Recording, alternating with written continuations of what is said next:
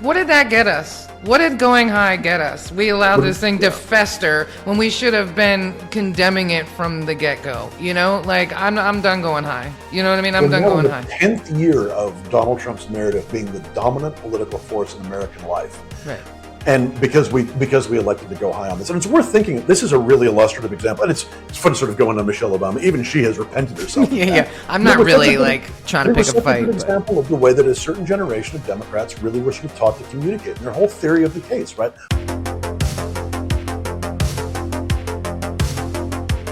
All right, let's get right into it. Welcome back to another episode of What Do We Do Next? I am genuinely thrilled to have this conversation today with Frank Spring because he's the kind of guy that makes me feel better every time he talks because he's smarter than me and more educated than me and has a lot of really great stuff to say that I hope will make you feel better too. So let's get right into it. Frank Spring is a founding partner with Altum Insight, a public sentiment research firm dedicated to understanding the deep narratives that drive people's attitudes, values, and behaviors. He is also the managing partner and co-founder of Undaunted Ventures and serves as the in-house mad scientist for both Altum and Undaunted. He has held senior roles with progressive campaigns and candidates on both sides of the Atlantic for more than 15 years, during which he spent more than a decade developing the unique science-based method Altum and Undaunted employed to understand how to build and understand political narratives. He lives with his family in his native New Mexico, where he eats green chilies every single day. So let's get right into it. Welcome to the show, Frank. Thank you so much for coming on today. Really appreciate it. Thank you for having me. I'm so glad to be here. Well, likewise. The honor is all mine. I assure you. I wanna. You know, I read a little blurb about Altum, but can you explain to me, like, I'm a 13-year-old. What does Altum do? What does that mean exactly? Sure, happy to. The basis of Altum is to understand the stories that we, all of us, tell ourselves that form our identities and drive our behavior. And what I mean by that is humans are obsessed with patterns, the ability to understand patterns, to say this thing is like that thing and not like this other thing, is a thought process that's how we have survived. It's been with us. One of the first thoughts we ever had as a species that could be described as a cogent thought was this pattern. And it's because we need to understand our world. The world is full of information. Things are always changing. The world throughout most of our history as a species has been an unpredictable and chaotic place. And the more we can predict what's going to happen in it, the more safe we feel and the better we are at responding to it. We can plan, we can build, we can do all the things that humans do. Stories are a kind of pattern in a sense. Stories are the result of a pattern. There's a lot of literature, there's a lot of scientific literature on the effect of stories on the brain and the role that stories play in societies. So there's a lot of cognitive neuroscience here, a lot of behavioral psychology here. I am not a cognitive neuroscientist. I am not a behavioral psychologist. I come out of politics. So, all health and safety warnings that apply somewhere in this conversation, there's going to be, a neuroscientist and a behavioral psych whose heads are exploding somewhere while I'm talking. So with all apologies to them, I'm going to violently compress books and books and books worth of research here. But essentially, the stories that we tell ourselves are ways that we make sense of our role in the world. We've been telling each other stories as a species for almost as long as we've had speech. It's one of our very oldest behaviors. And we use those stories to pass incredibly important information that is contained in the form of a story is much more memorable than information that is simply conveyed as information. If you want someone to remember not to pick up a snake, the stripes of which look a certain way, better to tell them a story about someone who did and was bitten than to just say, hey, don't touch a snake that looks like that. That might slide out of their brains. The story is going to stay with them. And we use it to convey information. We use it to establish group norms. This is who we are. We all believe these things are important, and this is what we do in the world. And we use it to pick who we like as our leaders. Someone who tells a good story is someone that we like and trust. So that is a very significant compression of a lot of the behavioral science on story. And all of this has to do with the actual chemical effect that stories have on the brain. The reason I'm talking about the brain when I talk about what Altum does is that's where you have to start if you want to understand how humans construct an identity. Our identities are among other things, a series of stories that are layered on top of each other that we tell about ourselves, how our lives have gone, what's happening in our communities, what's happening in our different groups. Humans are obsessed with groups. We survive by being part of groups. We group up with each other. So, what is this group's relationship to that group? Why is it the way that it is? Stories provide context. The human brain loves context. It craves context. And we invent stories as a way, and tell ourselves stories and tell each other stories as a way of providing context for the world that helps us understand who we are and what we're supposed to do next. So that's the sort of basis of both Altum and Undaunted. And if you want to think about these two firms, the easy way to distinguish them is at Undaunted we help people tell their own stories using all this science, and at Altum we figure out what stories other people are telling themselves. And we have a method of individual deep interviews. So it's not like, if you think about the way that in politics we gather information, most people know about polling, most people know about focus groups. This is very different from that. It's much deeper. It takes longer. It's a longer and slower process, but the nuances that you get out of it are significant and they're powerful. And ultimately, what we're trying to do is to figure out what stories are people telling themselves. So I'll give you a very quick example. One of our first projects last year in 2024 was we wanted to figure out what story a group of people, in this case it was Montanans, and we can talk about why we focused on Montanans if you're interested, but we wanted to figure out what story Montanans were telling themselves about democracy. Did they all understand democracy to mean the same thing? Did they all believe the same story about what was happening with democracy? Spoiler alert, they did not. There's quite a bit of disparity in understanding what democracy even was, much less what was happening to it and who was responsible for that and so forth. So that's the kind of work that we do, is to get into what are these basic and fundamental stories that shape people's identities, that build into their political identities and drive their behaviors. So last year we ran a bunch of studies, all of which were designed to get to the bottom of those stories, and we learned a bunch of other stuff along the way as well. Yeah, you've shared some stats with me in the past that really blew my mind, like the most Googled search on the election day and things. I just shared that with a friend of mine, and she was like, "I can't even process this information." It's a truly terrifying piece of information. That is not research that we did. That is the important thing about our research is that you have to put it into. It exists in context, right? All of these other organizations are doing different kinds of research. There's still classic polling. There's still focus groups out there. There's still that particular study of what was the most Googled thing on election day. I can't remember the firm that did that. I'm sorry, whatever firm did that. Thank you for having done it. Yeah. Which revealed that the most Googled thing on election day at 1 p.m. Eastern time was, did Joe Biden drop out of the race? Now that is a truly terrifying piece of information.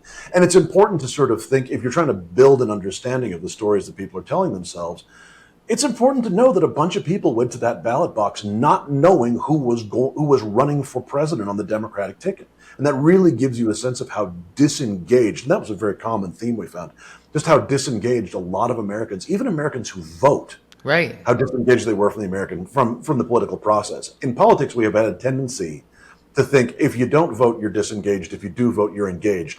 That flattens the spectrum considerably.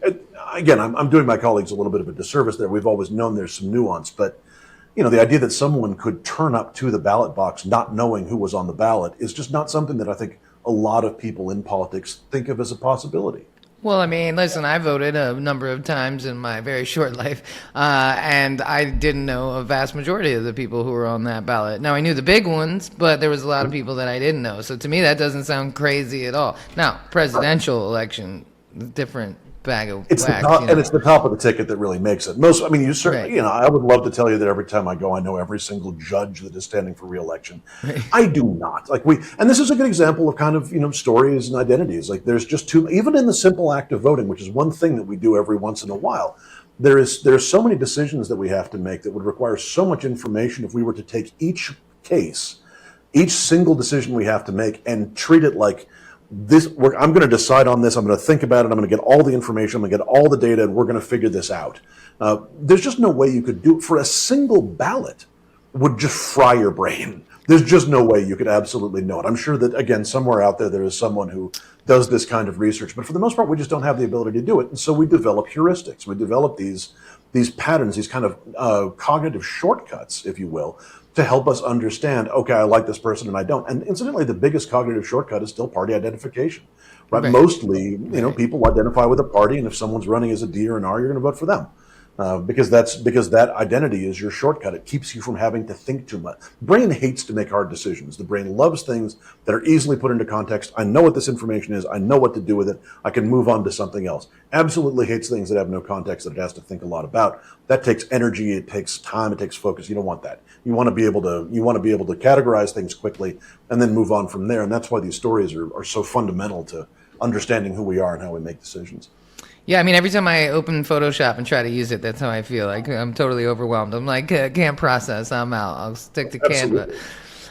One of the things that you put on the forum for our conversation today that really took me back, and one of the things I'm really excited to chat with you about is just, this current wave of fascism that we're under and that we're all experiencing and how overwhelming it is. And one of the things that you said is that, fascism is a minority movement, that always loses in the end. And just because it's happening now doesn't mean it'll always be this way. And just reading that made me feel better. And so I want to get into that, let's really talk about that, and understanding that this isn't the end. So where does all that come from? Because it feels like the end to me. I get on, in the mornings and it's just like one, every scroll, it's another devastating bit of information.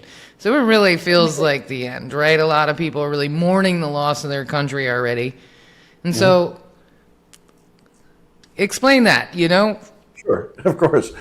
So I want to pick up on a couple of things that you said. First, where does this come from? I am also not a historian of fascism, and there are people for whom that is their vocation. But it's pretty clear that fascist movements, even the sort of the big ones, the ones that we think about, Nazi Germany and Italy, they certainly had their end.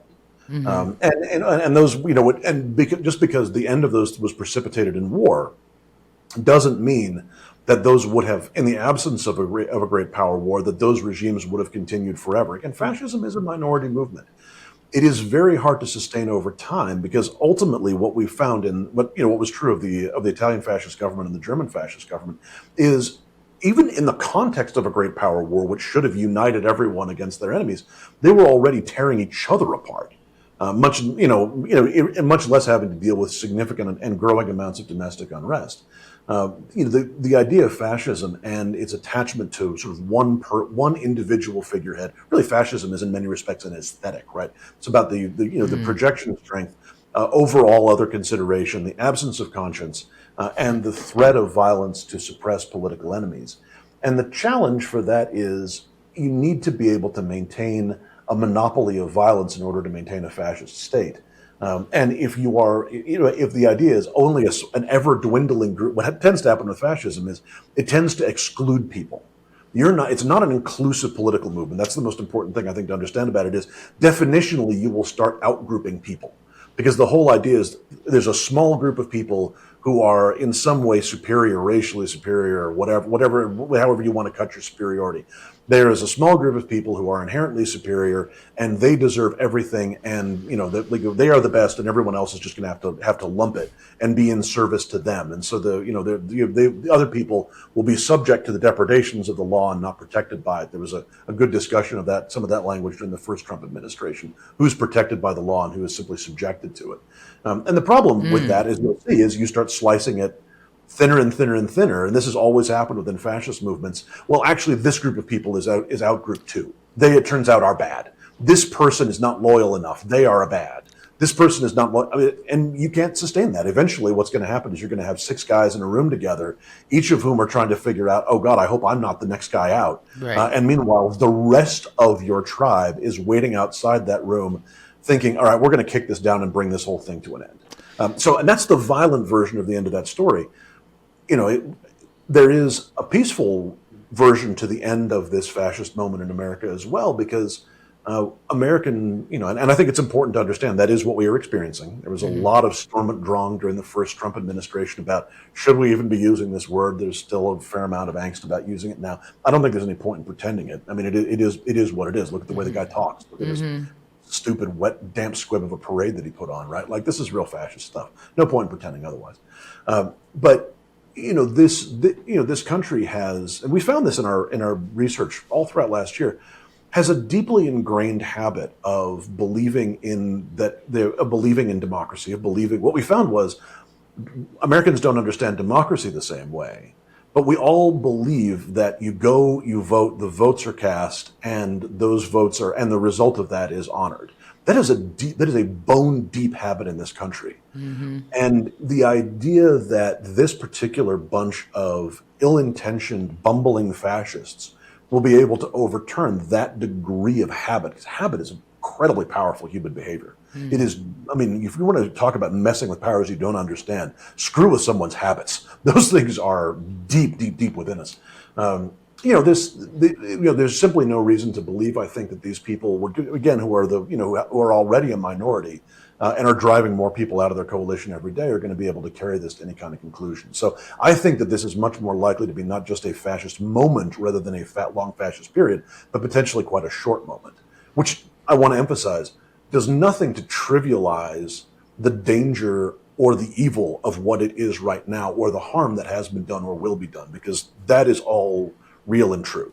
But I think it's one of the ways when we sort of think about, oh God, what do we do? Your device, you mentioned that every morning you scroll. Your device is designed to do that to you. Your device is designed to hack your attention to make you feel bad. Specifically, we'll just keep doing it as a form of what we usually use social media and scrolling for as a form of emotional regulation. The data on this is very clear. And so it's designed to make you feel bad, so you stay on it. This is the same thing with cigarettes, right? Like what do cigarettes make you do? They make you want another one. Right, like each cigarette is just one passage to the next one. It's a form of it is in a sense a form of addiction. That's a lot of that science is how we relate to our information ecosystem, and as a result, again, it's designed to make you feel bad. So it's giving you the worst view of Everything. The world possible. Yeah. I mean, millions of Americans gathered on Saturday, and again, millions, it's staggering numbers and staggering density in protests that for the most part had the feel of a street festival. Right. Right. All to the point of just saying, this is who we are. This, like, all of us getting along, all of us having a good time together, all of us telling, ICE and this administration to piss off. That's real. That's who we are. That's who we are. And we showed ourselves on Saturday. Like that was like that in that reality out in those streets, those real people doing a real thing together.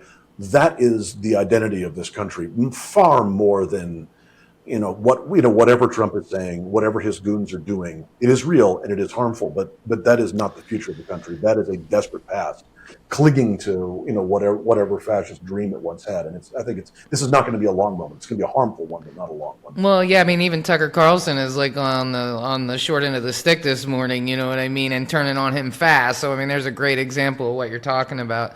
The other day you said to me that. It really does a great disservice and like dishonor to the people, to the 300,000 plus people who have died, in this administration, not to mention all the people that are suffering, and that like we really don't do them the respect they deserve by burning ourselves out on social media. And that just really stuck with me, I mean, that's why I started this podcast, right? It's just like something else, right? Like maybe other people will hear you talk and like feel like, okay, maybe things aren't as bad as they seem, and we can look forward together, That's right.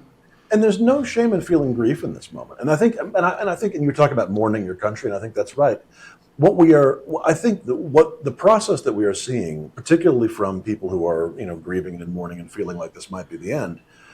If you didn't conceive of this country as a place where this could happen, there was a sort of narrative, particularly amongst American liberals, that over the last decade, really since Trump came down that escalator, first someone like that couldn't win, right? And when he won, but didn't win the majority, the idea being, well, we will send this guy packing, which we did in 2020, right? He was defeated. Very, very rare for an incumbent American president to be defeated. So, incumbent American president defeated. If he comes back, we will send him away again. That'll be the end of him, and we will show once and for all that America is not this place. It's not a place where this can happen, where a goon like this can be not just chosen once in accident, but chosen twice deliberately. And he was. That narrative proved, that story proved to be false. In fact, America is a place where a goon like this can be elected twice deliberately. And it's okay to feel grief, and to feel grief for the very real and unimaginably damnable human cost from his first administration, and then for what is happening right now.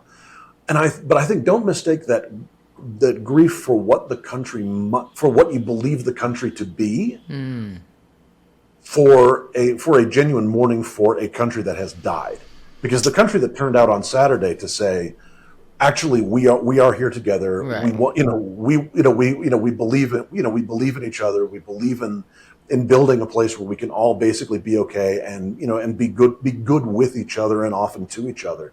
That's sort of that expression of of America. That story is still live. An imperfect place struggling toward its potential is a live story for America, and you can still see that story. You can still believe in it. I mean, it was definitely really impressive, like being in Costa Rica, looking at all the, the protests on Saturday. And even in Costa Rica, like one of the guys around the lake had a little in his driveway, for all 14 liberals that live around the lake or whatever. It's not that it's just not that many people, or gringos for that matter. But it did give me some inspiration, especially on the morning of such a horrible bit of news, something you said to me the other day. You said, it's just a matter of deciding what you're willing to lose. And man, rest in peace to that woman that was killed. I was watching some of her clips, and she really fought for her state to get. I mean, she had like tears in her eyes in one of the last like hearings, and so that's a woman who like really, really cared. And so, let's talk about that a little bit. I have, in my life, I've been fortunate enough to be the minority in a lot of different ways. And so, like, I've learned about allyship because I got it wrong a whole bunch of times. And then I think I might have a slightly better understanding of what that means than I used to. And to me, it's like losing something when no one's around. You know what I mean? It's like losing something in those rooms where maybe that person you're fighting for will never even know about it. But you're going to lose something because of it, and it's the all white rooms, the family, hangouts, the, whatever it might be. And so, yeah, let's talk about that a little bit. Yeah. I mean, there's never been a fascist movement that hasn't been defeated because there's never been a fascist movement that was defeated by anything other than people who are willing to risk something and give something up. It always involves that. And this is not an original thought to me. I'm borrowing from various historians on this, because the essence of fascism, its goal and requirement is to beat you down, not just to make you afraid, but to make you exhausted. And they do a reasonably good job of that. I won't lie. Again, it's okay to be tired occasionally. Right. But the point is not that you never get tired and never get afraid. The point is that fascism needs you to stay there. There's no point in just feeling like there's just no point, that there's nothing to be done, that it's just like, it's not worth it, or it's too, if you understand that you may be called upon, not that you will, but that you may be called upon to risk something at some point down the line, and understand what that is and what you're prepared to risk and what you're prepared not to, that I think can help you feel a little more agency and help put the whole thing in perspective. And so what I mean by that is there are some people who are in a position where the most they can risk, the most they can give up is money, right? Of their finances, right? The thing that they can do is they can donate to good causes. That has a really powerful effect. I mean, one of the things that we see in this is one of the reasons why it's also really important to have a good sort of clear-eyed assessment of exactly how damaging and villainous this moment is, because it's important not to underestimate that for all the reasons that you would expect. But it's also really important not to overestimate it either, because what we are seeing is we still have a working court system, and people need to, and lawyers have to eat, and their expertise still needs to be rewarded. So one of the things we saw that in the first administration, we're seeing it in this administration is trying, I think, to figure out how comfortable it is simply telling the courts law doesn't apply to us anymore. But so far, that actually has not proven to be the case. They're like a kid trying to get out of homework. Oh, well, we know you told us to, but you didn't say that you had to do exactly this, right? Like they're playing, but there's a lot of like, playing with language and trying to weasel out of stuff. But so far they haven't said, yeah, you told us to do it and you can go fuck yourself. Right, like that's the moment when we really have gone into a different phase of American fascism, where the idea is the court simply have no ruling. Right now, they're still trying to figure that out, I think. And for as long as that's the case, and that may be the case during the entirety of this presidency, I think there's a good chance that it will be, where the courts are still kind of a check. There are organizations that are going to need to pay lawyers to file an endless barrage of lawsuits to slow this thing down and to achieve the results that we need to, and so forth. So, what you might be able to give up is money to support that, or even leaving aside the legal thing, money for mutual aid. People are impoverished. They are left without support. They are, whatever ends up happening with the big, beautiful bill, a lot of people are going to be left without the means of life. And we are going to be called upon as a country for a great national mutual aid project to pool resources to make what we have available for people who don't have that.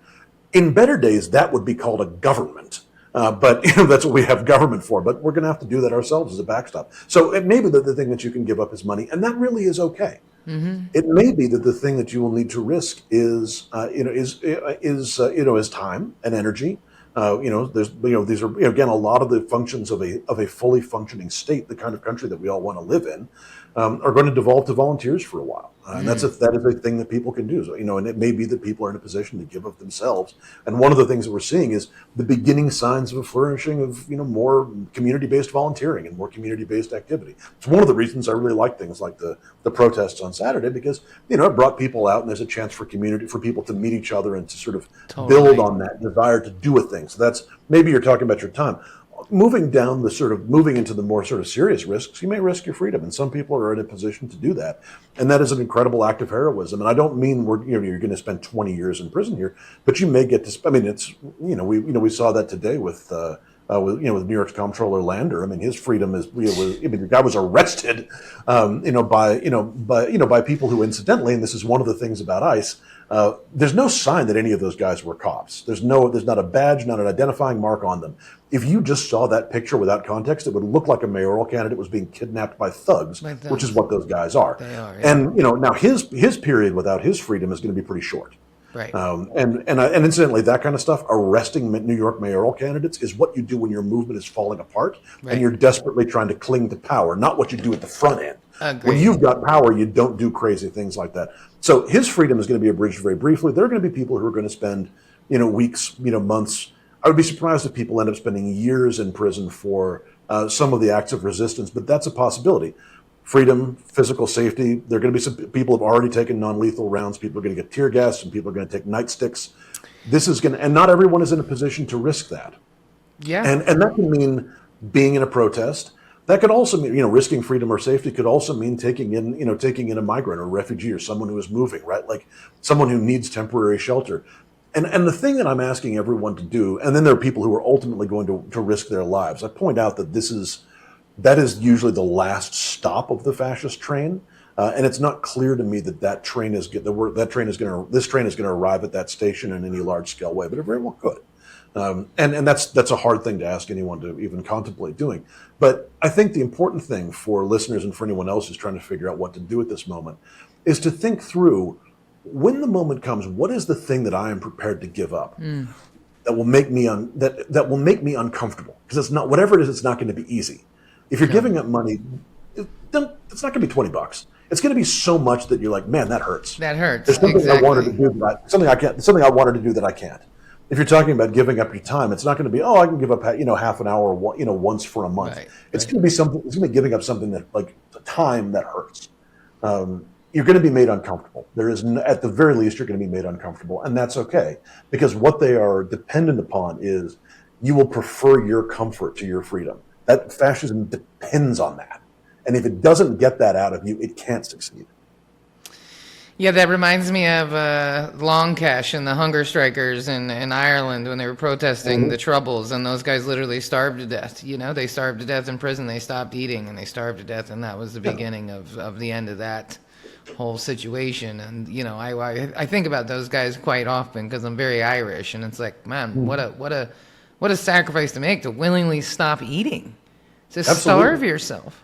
It is a hard and gruesome way to go, and that is, that type of selected martyrdom, is like, that is out with, I think, what is going to ever be expected of certainly most of the people who are listening to this podcast. There may be people who choose to do that, and there have been people who chose to. There have been, self-martyrdom is something that happened during the Vietnam War. Right. There have been periods of turmoil. There are people who choose that path. I think for most people, that is a step that they're not going to consider. And the thing is, just because you're not doing something grand or heroic, Yes. just because you're not doing something today, doesn't mean the moment isn't going to come. But think about how much discomfort and what kind of discomfort you can bear. Because when you have thought about it, when you accept that at some point I'm going to have to give up something that, God, I really wish I didn't have to, in order to get us through this moment, it's going to make it easier when the moment actually comes. Ooh, I amen to that. I think a lot of really well-intended and good people right now are really struggling with giving up their relationship with their parents. Every person I know is really struggling with that, myself included. Right? My dad's been brainwashed by Fox News over the years, and there's I value my relationship with him, and so it's I try to avoid it, but it's very conflicting. And for a lot of people, they're just saying, I'm just not going to talk about it. And I have friends who have come to me and said, I feel like such a piece of shit. I'm not out here like you are. I'm like, no. We're not comparing resistance. You know what I mean? I don't have any kids. I'm an old spinster. You know what I mean? I got a lot less to lose. I'll talk shit to ICE in an airport, but that doesn't mean that that's what you should have done. I don't think that anybody else should do what I do, or one resistance is bigger than the other. But at some point, we all are going to have to give up something that's important to us to be on the right side of things, because those guys that starved themselves, that's a huge thing, but that also really had a lot to do with ending the Troubles, a religious war where people who look like each other were throwing bombs in the streets at each other, and those 12 guys, that was that made a huge difference in that timeline. So, one person really can make a difference, and that difference, I like that you said that it could be money, it could be time, it could be whatever. You get to decide, but it really feels like this is where we are now. You got to do something.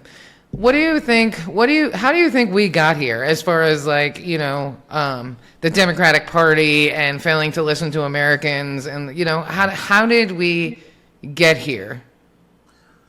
That could be the subject of an entire podcast series. I tend to give long answers. I will endeavor to make this one short enough to comprehend. But there's one data point I want to give you right off the top. When the way that we measure quality of life in this country, when you sort of think about the cost of living, what does it cost to have a life, the way that has tended to be measured, the way we tend to measure that would show that the cost of living has increased significantly over the last 50 years. But the standard measurement actually is close. Basically what you're measuring there is something like subsistence. To actually live a middle class, what used to be thought of as a middle class life, a comfortable life, a life where you have savings, where you, in the event of some kind of economic shock, you've got, a few months to, where you're going to be okay. You're going to be able to turn yourself, you're going to be able to turn on access to information, right? The idea, in the sort of conventional way of measuring cost of living, cell phone coverage, internet is still considered a luxury in some of those measures. Right. That is, access to the internet is not a luxury. It's the water we swim in now, right? If you don't have access to data, you're not participating in society. So that is an essential thing. So, if you think about that, about having access to, information and data, if you think about, again, some of the comforts that we would again describe as basically a pretty middle class life, that the amount that it takes to build that life has doubled in absolute terms in 20 years. It is one of the most explosive growths of cost in the history of the Western world. It feels like 10, honestly. Yeah, and a lot of it's accelerated in the last 10. Right. So that period goes over 20.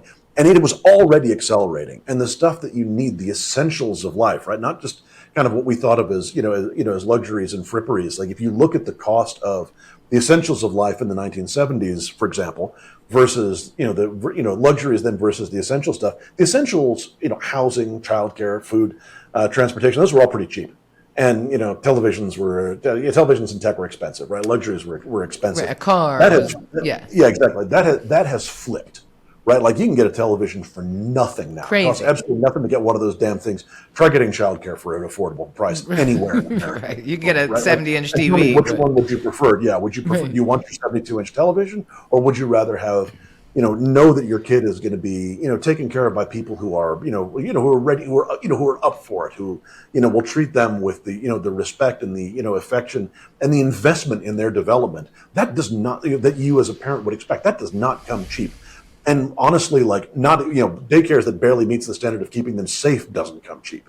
So, all of that stuff, like that all we was just looking at a very different data set for a new project yesterday. And we were sort of looking at like how we break down what issues people care about. Because in politics, we love to talk about what issue do people care about, as if someone is wandering around thinking, I am contemplating the economy today. Like, it just doesn't work that way. No one thinks about that. They think about their lives and they think about the things that are controlling them or that they can control. That really is kind of it. Like, are things being done to me, or am I doing unto other things, and how is that affecting me and my mood and my feeling, and how does that affect my relationship with my family and this group and that group, right? That's the identity stuff. And if you break out, but we had this list of data, and there was the economy, and there was, child care, and there was, elder care, and there was health care, and there was education. Hello, dog. So looking at this data set, we had people who were thinking about the economy, right? And we had people who were thinking about elder care and child care and health care and education and a bunch of other stuff. And in this data set, this wasn't a what's the most important thing to you, or what's the only thing you're thinking about.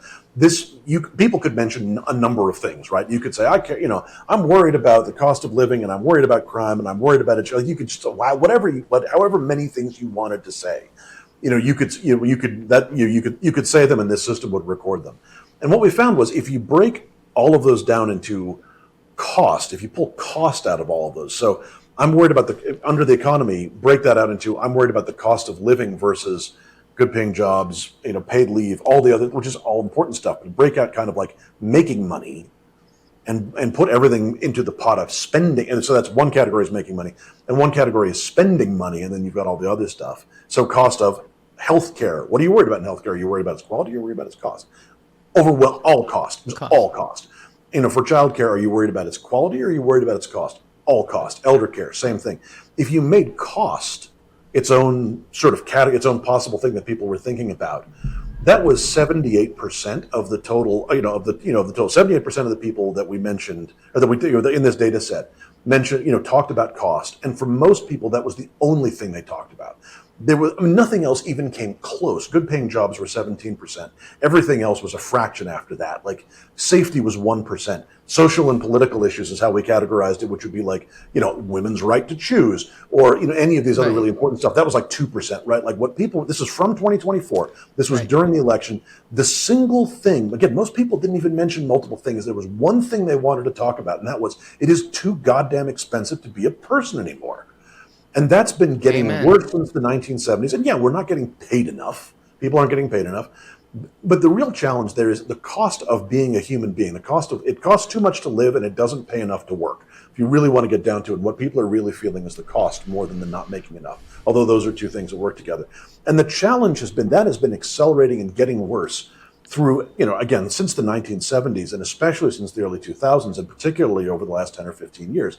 And that has continued through Democratic administrations, through Republican administrations. And the problem for the Democratic Party in particular here is we have simply missed the extent to which anyone who is in power, anyone who is part of the governing part, anyone who governs during this considerable worsening of circumstances. It's very important to understand how much that cost, that being able to build a stable life, affects the American dream, right? People don't know what to tell their children about how to build a safe and secure life.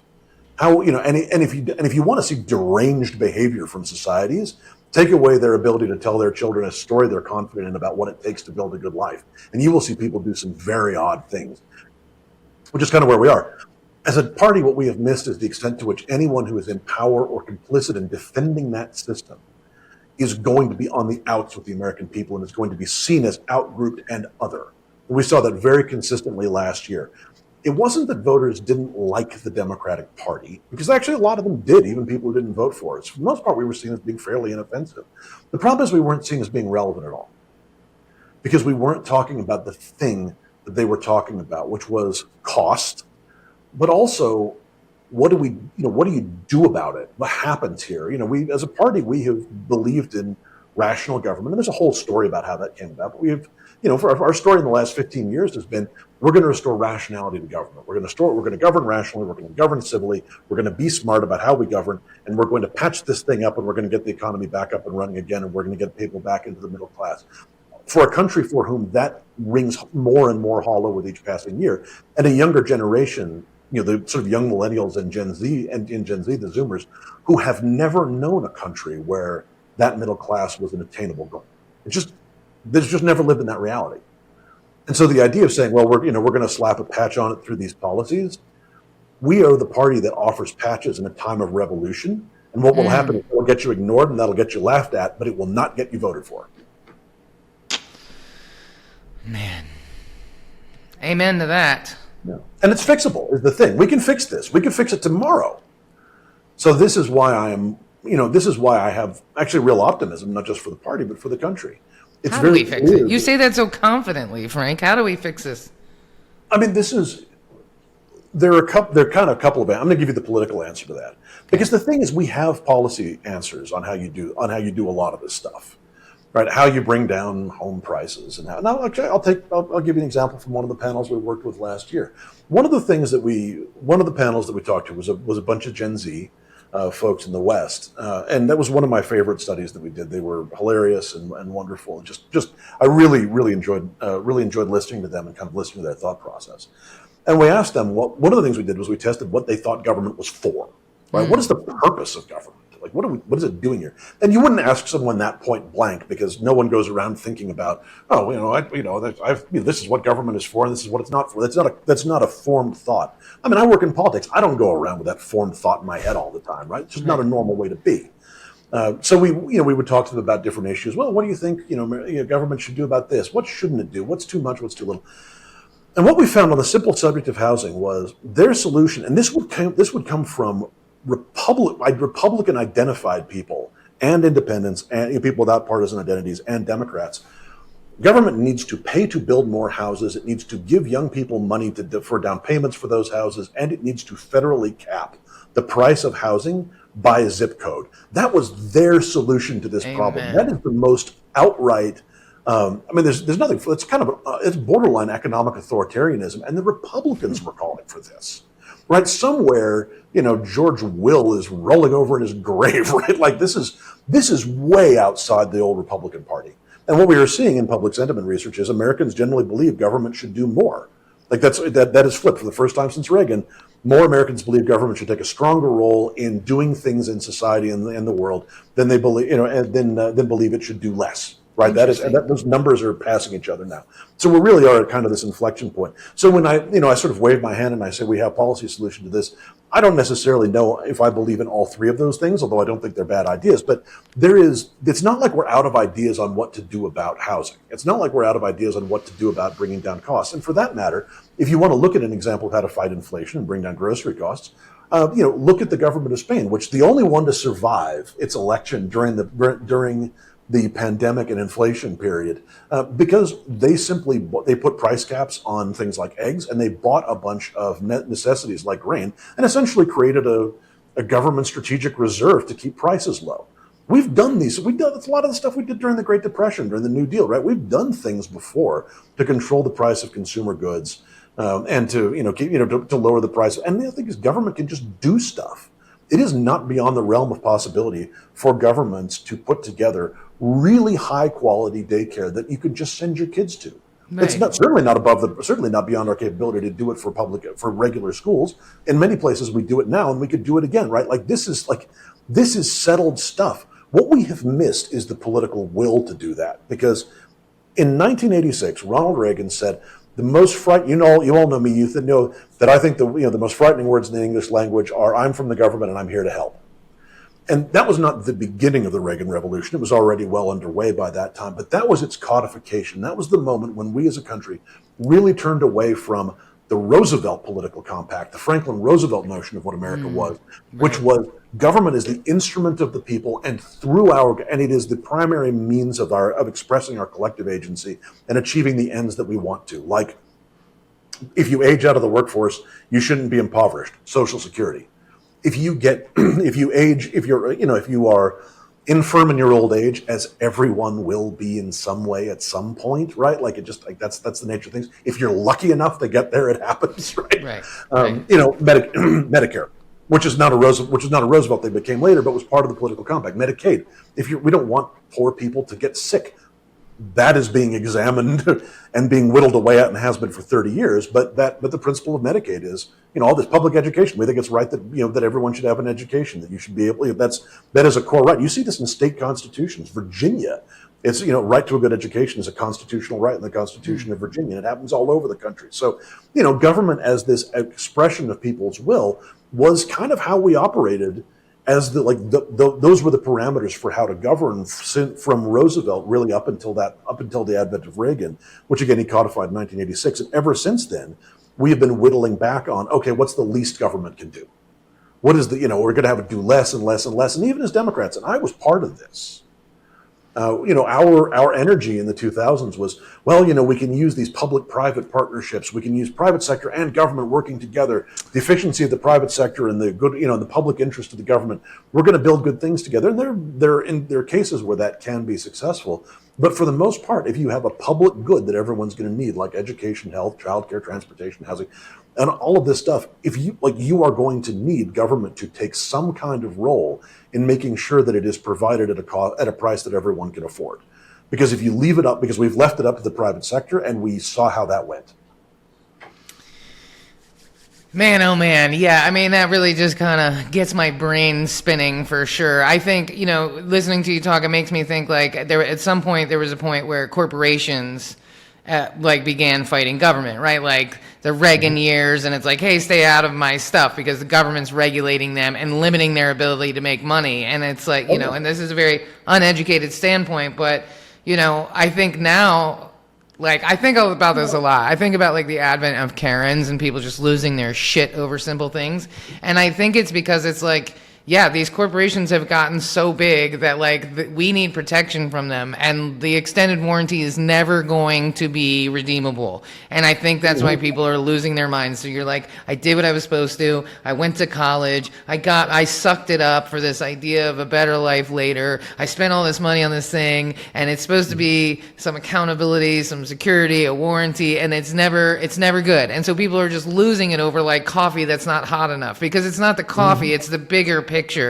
And it's now we're kind of looking at the government hey, save us, man. Why are you letting the Elons and these billionaires of the world run everything? Because that doesn't represent us at all, and so I wonder if that has something to do with this shift. It's people over profits instead of profits over people, which is, I feel that's all there is. Living in Costa Rica, you really see it. I go to a restaurant, they bring you one drink, you'll never see them again. And you're like, hey, man, you'd make more money off of me if you would just... But then it's wait a minute, not everybody's number one goal is to make more money. Mm-hmm.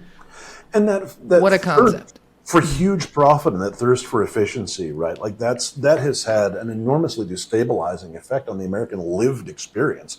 And it's a joke, but this is the smallest example of it, but the concept of shrinkflation, right? It's a funny word, it's a funny portmanteau, but you're charged the same amount for less, right? The bag that used to have 6 ounces of chips now has 5, right?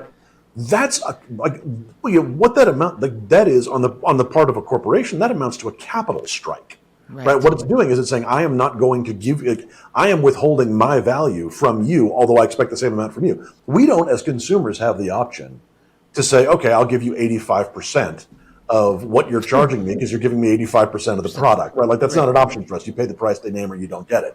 And that's a very small example with that bag of chips, but we have seen this as part of American life over and over again is, this tendency within capitalism, and particularly this phase of capitalism, to ask, what is the least that I can provide at the highest possible price that I can get away with? And it's not because there is some Machiavellian, there are a lot of assholes involved in this, but it's not because there's some Machiavellian figure sitting in the background, my brilliant plan for super capitalism that will immiserate everyone is finally coming to fruition, and twirling his mustaches. That's not what's happening. This is the structural imperative of shareholder capitalism, is it is going to produce the least version of whatever profit, service or product it can imagine, whatever the lowest and cheapest version of that is, consistent with still being able to sell it at the highest price the market will bear. And the only thing that we can do is the only thing that we have to defend ourselves against that is, wouldn't it be great if we had some entity? It's not going to be a private entity. Wouldn't it be great if we had some entity that we all could individually give our agency to and say, you know what, you're in charge. of keeping these assholes off of us and keeping them honest and preventing them from doing shit like this. And an entity like that exists. And for the last 40 years, it has been engaged in a vigorous exercise to see how little of that it can get away with doing and still be considered a government. And I think we have reached the end of that particular period and experiment. Man, it's a lot to think about, Frank. I want to jump off topic a little bit because it's really been sitting with me since we spoke last week.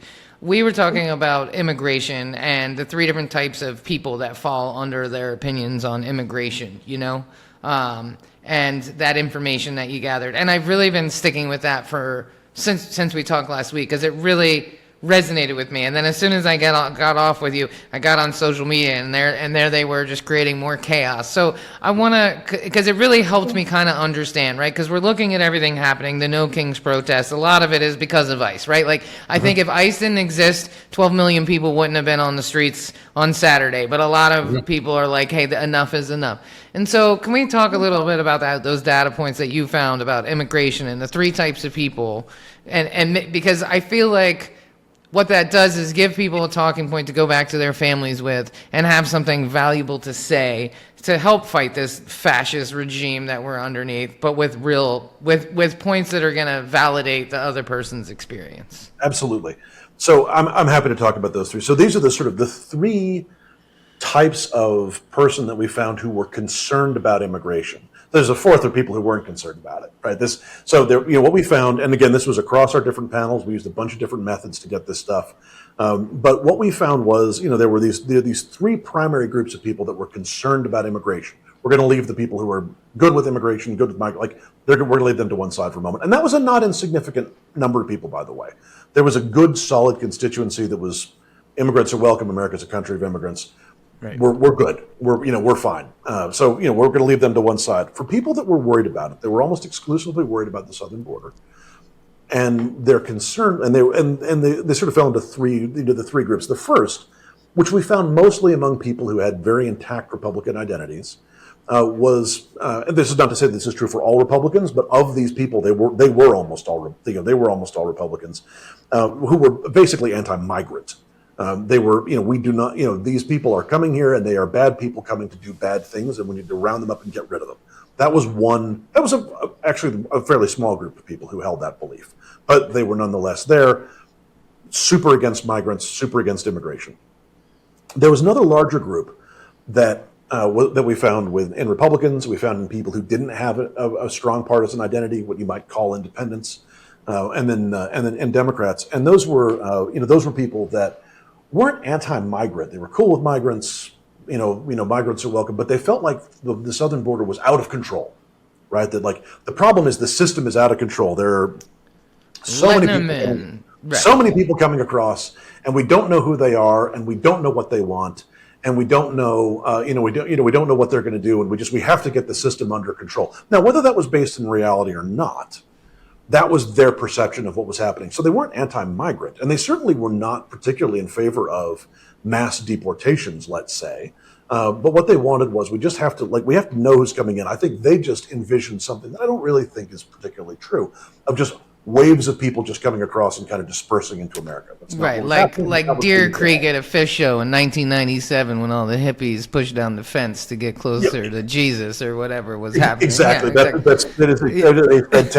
is a fantastic reference, a classic one for moments like this. That is absolutely wonderful. And that's exactly what they envisioned. So they just, we just want people to go in an orderly fashion so we can process them. So they really were sort of anti-chaos, right? Mm-hmm. Rightly or wrongly, they were anti-chaos. And then there was a third group of people that was almost exclusively amongst people who didn't have partisan identities. So these were independents. And they didn't actually have a view on immigration or the southern border at all. But they were worried about it because a lot of Americans were upset about it. We were clearly, they said, I'm worried because it's divisive. It's got us at each other's throats. Everyone's very upset. So clearly, whatever is happening there, it's got to stop so we can get people calmed down and we can all get on the same page. And that was a really interesting constituency of people who really, their sort of conceit of what America was supposed to be is, well, we're all kind of getting along and we're all pulling in the same direction. And that if we're arguing with each other vociferously, then whatever we're arguing about must be bad because it's dividing us. And that really revealed a kind of a superpower that Republicans have had been used against Democrats for years, because all they have to do to activate that constituency of voters and get them worried about an issue is get mad. And just get mad and stay mad. If you sort of think about the role of something like Fox News, that's really what it has been there for. And a lot of social media plays that now. It gets people mad, it keeps people mad. And therefore, this is a really important issue that a lot of those voters were really thinking about. And their sense was, America's just not in a very good way. And they're distrustful of Biden. They're distrustful of the presidential administration because, people were, if they were doing a good job, if the administration was doing a good job with that, well, then people wouldn't be so mad, would they? Right. Now, this is what things like the No Kings protest and, the New York City comptroller getting arrested and, Senator Padilla getting roughed up by, ICE goons, or people going to El Salvador to chart, Americans and others legally here being sent to this foreign gulag. That is also people being upset. And that is also people being divided. And what we're seeing with Trump on immigration now is he had a prohibitive advantage on immigration when he was elected. I mean, this was a strength for him, one of the sort of tentpoles of this. And he has lost that. Americans have turned on him on immigration. And the groups that are turning on him are those two, the anti-chaos people and the anti-divisive people, and the people who are worried about division. Because to the anti-chaos people, this looks chaotic. And it is. It's unspeakably chaotic. It's stupid. We're sending away people that we weren't supposed to send. We're, impoverishing farming communities because we've rounded up all the people who actually do the work. Like just one act of stupidity. And again, those people don't care to see elected officials roughed up and arrested either. This is not what they voted for. Exactly. Especially conservatives. I like to think. And I think particularly in the people that belong to that second category of conservatives where, there's still a kind of lingering belief in some kind of institution. They haven't fully gone into the Republican Party as simply an extension of Trump himself. And for the people who are worried about division in America, that we wanted us to get along, they're less happy than they were before because we're even madder. At least people weren't out in the streets about this, 3 years ago. Now we're out in the streets in our millions. So Trump has really lost this. And this is another point. Be very skeptical of any Democrat who tells you, well, we don't really want to talk about immigration because, ordinary people don't care about that. We need to be talking about the economy. First, you can walk and chew gum at the same time. We do need to talk about the cost of living and the fact that it costs too much. We've just got done talking about that here. That is really important. But also, you can talk about moral outrages and how bad this administration is at doing stuff. Because I would like to think that, to a certain degree, there is distress over the damnable human cost and the sheer immorality of the way the deportations are being carried out. But mostly it's the oafish and cartoonishly stupid way that it's happening that has got people pissed off. And simply protesting and yelling and talking about the excesses of that is actually a great way to drive this guy's numbers into the tank and to deprive his party of the political capital that needs in order to advance this agenda. So be very cautious of people who say we shouldn't be too confrontational on the subject of immigration, or really almost any other issue, because the mere act of being confrontational actually works to our advantage a lot of the time. The idea that it doesn't, that it turns people against us, is a strange myth that might have been true 40 years ago, but has not been true for a very long time. Yeah, you said the other day that we're bringing facts to a feelings fight, and I just you have so many things I wrote down the other day. I was like, God, this is so good, and it's absolutely true. I woke up the other day. We love to do that. Yeah, I got really mad at Michelle Obama the other day. I get it. It was a little displaced, but I'm like, fuck going low, fuck going high, fuck going high. What did that get us? What did going high get us? We allowed this thing to fester when we should have been condemning it from the get-go. I'm done going high. You know what I mean? I'm done going high. 10th year of Donald Trump's narrative being the dominant political force in American life. Right. And because we elected to go high on this, and it's worth thinking. This is a really illustrative example, and it's fun sort of going on Michelle Obama. Even she has repented herself. Yeah. I'm not really trying to pick a fight. It was an example of the way that a certain generation of Democrats really were sort of taught to communicate. And their whole theory of the case, right? We love to bring facts to a feelings fight as a party, like nothing. And it's not just the Democratic Party. I've worked with progressive political parties abroad. We all do this because at some level, part of what we believe in is good government. And, policy is based on, evidence-based policy. It's based on reason and facts. And that's all really good. But the policy, unless it is a window into what kind of person you are, policy is irrelevant to most voters. Now, there's some ways to use policy to show the kind of person you are. For example, if you are running for governor of a state and you want to make some kind of universal child care pledge, you can say universal child care for absolutely everyone, full stop. That's going to be the priority of my administration. And that tells people something about the kind of Democrat you are. Or you could say, well, we're going to means test it. And we're going to have, so some people are going to get it, but some people aren't. And basically, that's going to say that you're a different kind of Democrat. Now, you're both for universal health care, but one of you is universal means universal, everyone gets it, period, full stop. The other one is everyone's going to fill out a lot of paperwork, and some of you are going to get it and some of you aren't, but mostly we're going to make you fill out forms before you can do this. It's like growing up in an Irish Catholic family. It's very similar, you know what I mean? Tell me more about that. How is it like growing up in an Irish? You have to fill out a lot of forms. You got to fight for it, man. You got to fight. There's no unconditional love. It's very conditional. There's a lot of forms. Right. Yeah, exactly. And so Democrats are kind of that's a grim testament to the cultural tradition of both Irish Catholicism and the Democratic Party. And so, you can use a policy to show what kind of person you are in both of those ways. But for the most part, bringing facts to a feelings fight, politics is about identity. It's about how you make people feel. And Democrats love to lead with our policies. Lead with who you are. Lead with what you care about.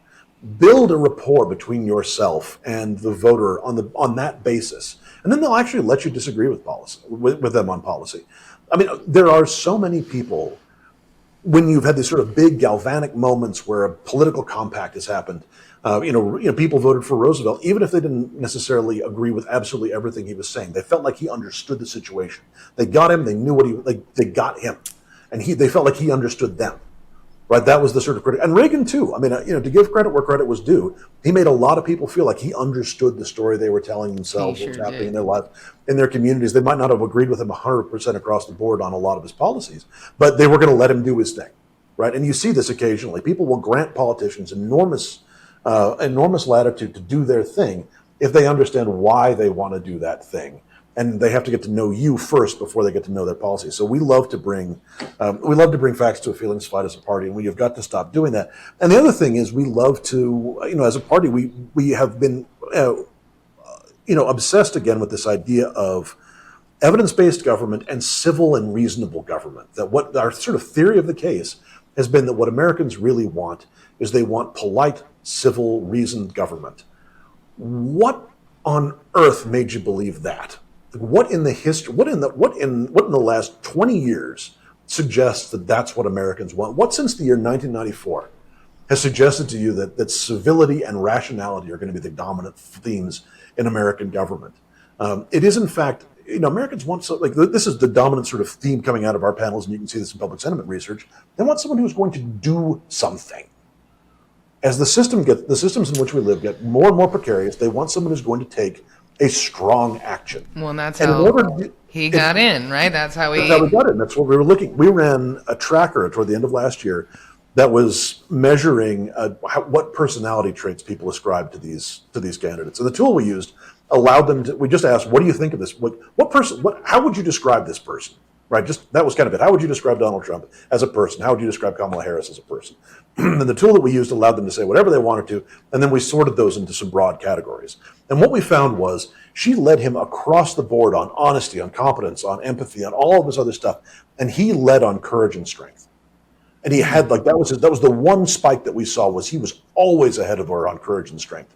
And that's what people were looking for. They were looking for someone who was brave enough and strong enough to do. Now, the idea that somehow Donald Trump, the softest man who's ever been president, is more courageous and stronger than Kamala Harris is a completely ridiculous notion, but that was what he projected versus what we were projecting there.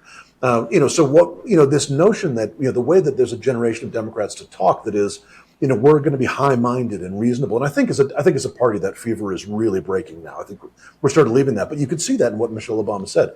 We don't have to engage in this gutter stuff. We have to meet a conversation at the level that it deserves. That really is it. Like, if you want to look at one group of people that I think has been really good about understanding how to talk politics during this period, it's people who are super into college football.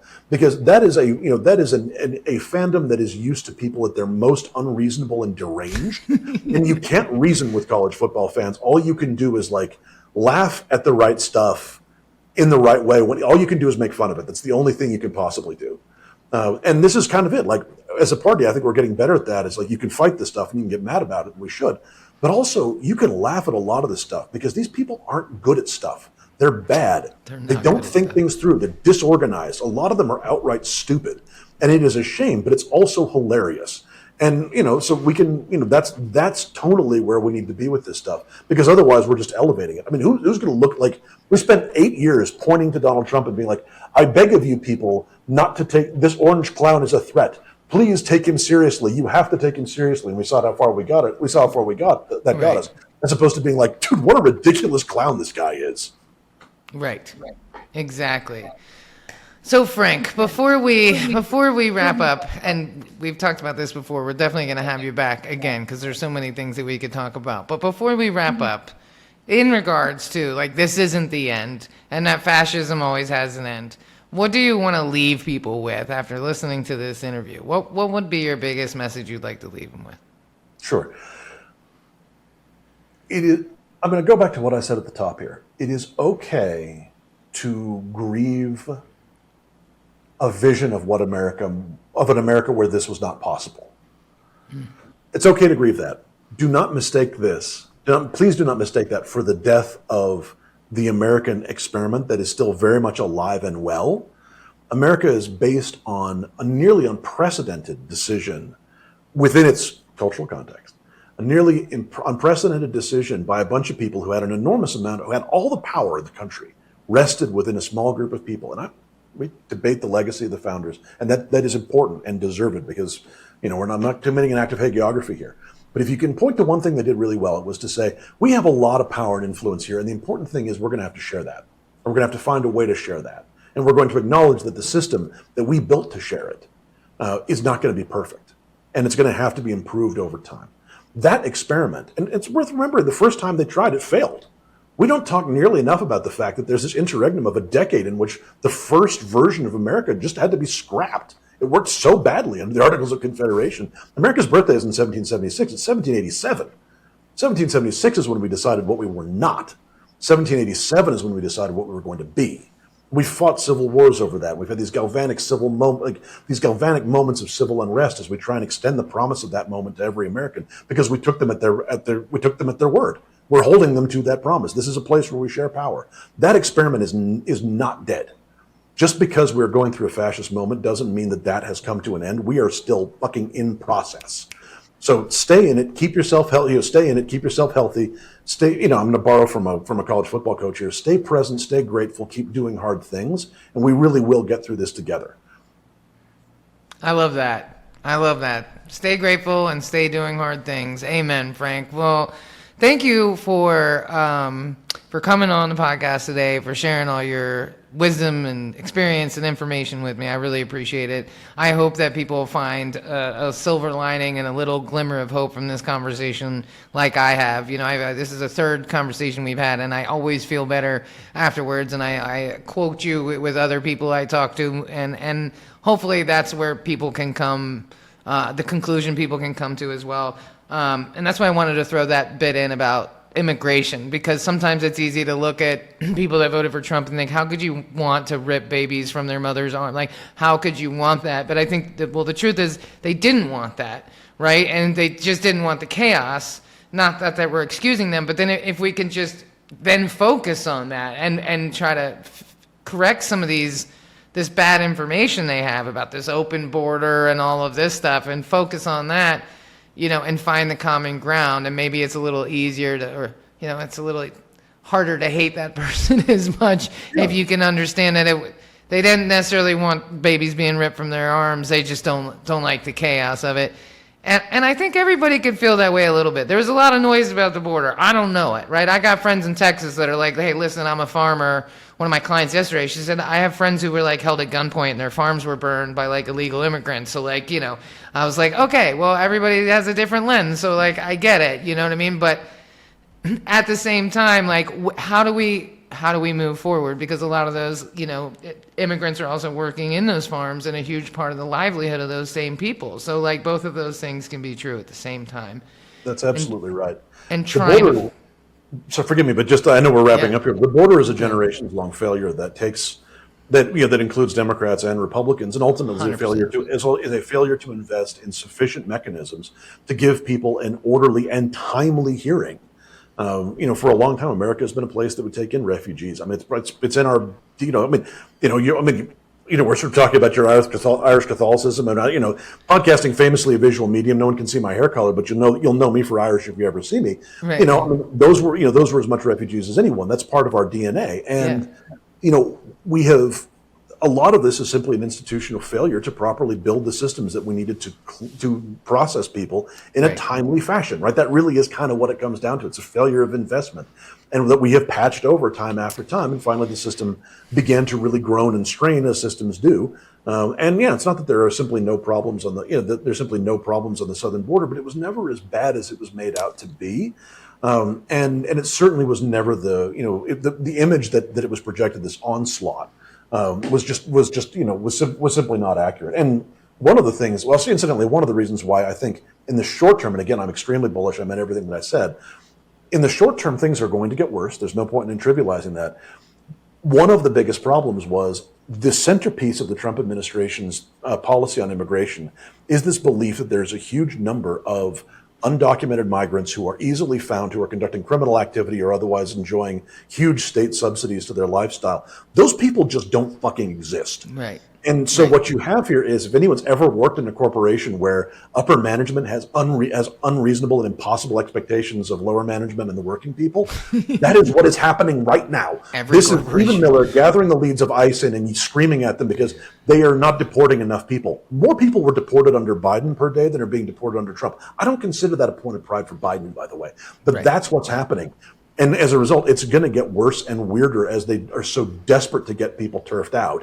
That they'll kind of round up anyone. So this is going to get worse. But the thing to remember is, most Americans, to your point, and I just want to echo this, as impossible as it seems, because the guy has always talked like this, and it's strange for people who've watched him, are like, I know what this guy's going to do if he gets into office. We saw it the first time, right? Family separations. If there's any justice in the world, someday there will be a museum in McLean, Texas, that will recount the crime against humanity that was perpetrated in the form of family separations during the first Trump administration, and will recount the genuine heroism of the people who risked an enormous amount to bring that policy to a close.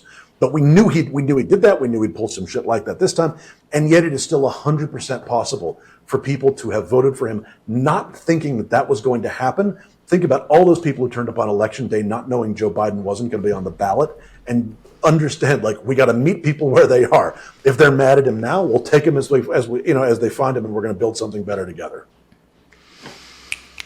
That, if I say anything else, I'm just going to mess it all up. That is a perfect place to end on. Frank, thank you so much for your time. I really appreciate the hope that you give me every time I talk to you, and I appreciate all the hard work that you're doing to provide some clarity and some common ground for all of us. So thank you for your time today. Thank you. It was a great pleasure. And where can people find you? I know you have a Substack, which I subscribed to this morning. Thank you very much, Molly. I have a Substack called Disorder Up, where I blog sporadically, and you can also see me post even less frequent, maybe a touch more frequently on Blue Sky at Frank A. Spring, all one word at Blue Sky. And we will make sure to put all of those links in the show notes so people can access them very easily. Thank you for tuning in to What Do We Do Next. Please consider leaving us a review on iTunes. I hate that, but whatever. It actually makes a difference. Join the Substack, subscribe for free, share it with a friend. My cousin texted me last week and said, Molly, I just found your podcast on Substack, and me and my mom are listening to it. And I was like, I guess I'm not marketing this well enough if my cousin didn't know. But it's nice to be heard, and we appreciate all the donations and memberships and things like that people have given so far. It's all gone towards paid advertising. We actually hit 2,000 downloads, so we're in 2 episodes, and I've been in the business long enough to know that's a win right there. So thank you to everybody who's tuned in. Thank you, Frank, and we will catch you on the next one.